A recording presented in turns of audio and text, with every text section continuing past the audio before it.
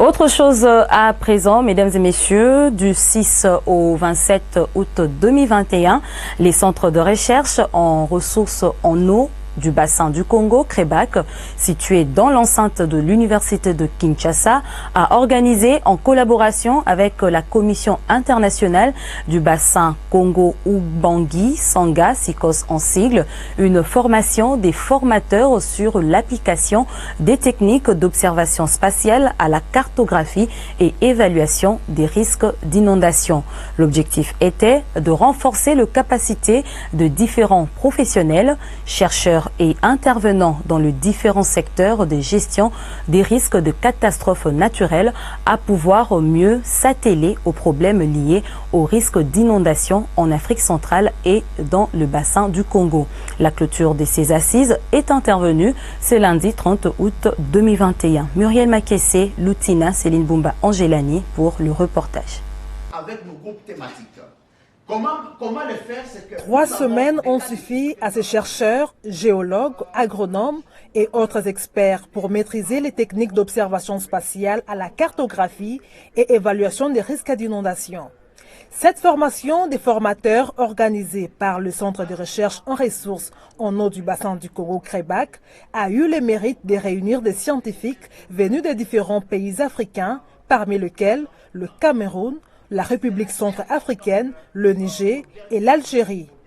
Organisée dans le cadre du programme de surveillance mondiale de l'environnement et de la sécurité en Afrique, Jeunesse and Africa, ces assises ont surtout permis aux participants d'échanger les connaissances renforcées et de mettre en place un cadre de renforcement de capacités en proposant des pistes et des solutions sur les risques d'inondation que connaissent les pays en particulier et les continents en général. Le premier objectif de cette formation, c'était de pouvoir renforcer les capacités des différents professionnels, des chercheurs, des intervenants des différents secteurs de gestion des ressources naturelles et aussi des gestions des risques de catastrophes naturelles, à pouvoir mieux s'atteler aux problèmes auxquels nous faisons face des gestions des risques de catastrophes naturelles.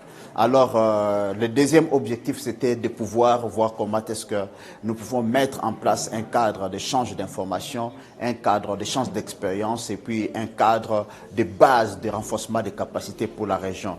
Je crois que maintenant, nous avons mis en place ce cadre-là et les participants que nous avons formés ici vont devoir contribuer au renforcement des capacités au sein de ce cadre-là, à l'échange des informations, identifier les déficits en termes d'informations et voir comment est-ce qu'on peut travailler ensemble pour pouvoir améliorer les informations et orienter la prise de décision pour les décideurs.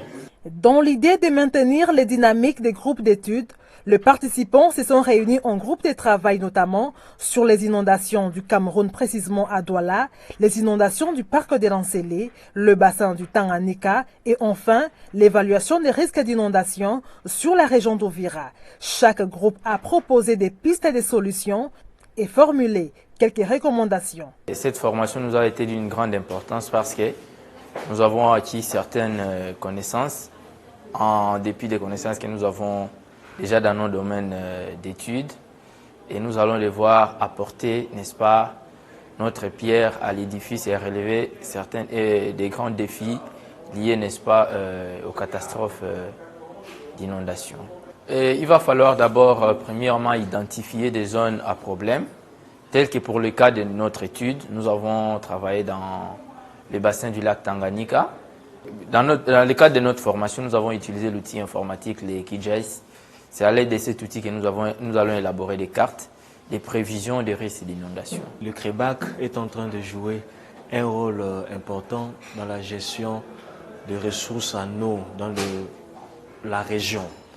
Vraiment, nous souhaitons à ce que les décideurs puissent tourner leur attention vers le CREBAC avec toute forme d'appui afin que de pareilles formations puissent s'étendre sur toute l'étendue de la République au niveau national, sur toute la région, que tous les pays soient représentés et à différents niveaux pour que l'eau de la sous-région soient mieux gérées face aux enjeux du changement climatique.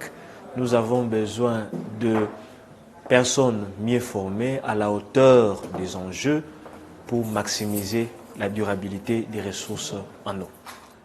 Il y aura ce qu'on appelle des articles qui vont être publiés après cette formation. Ces articles peuvent être utilisés par nos décideurs pour la prise de décision. Il y a également des conférences qui peuvent être tenues. Nous pouvons assister à des conférences. Nous pouvons intervenir également au niveau de la sensibilisation des populations qui sont concernées par ces risques d'inondation. Donc, dans mon parcours professionnel, il y a plusieurs aspects qui entrent en compte, mais beaucoup plus c'est la production au niveau scientifique.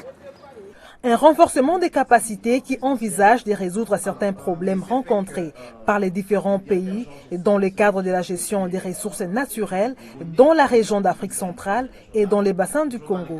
Les objectifs du programme étant de gérer durablement les ressources naturelles grâce aux techniques d'observation spatiale. Jeunesse Inde-Africa est un programme de l'Union européenne et de l'Agence spatiale européenne sous la coordination de la Commission de l'Union africaine, développé afin d'apporter de manière durable des services fiables et en temps opportun sur les questions environnementales et de sécurité pour répondre aux besoins des utilisateurs et des pouvoirs publics pour la prise de décisions dans la gestion des ressources naturelles en Afrique avec la clé, la formation des chercheurs sur les applications d'observation spatiale.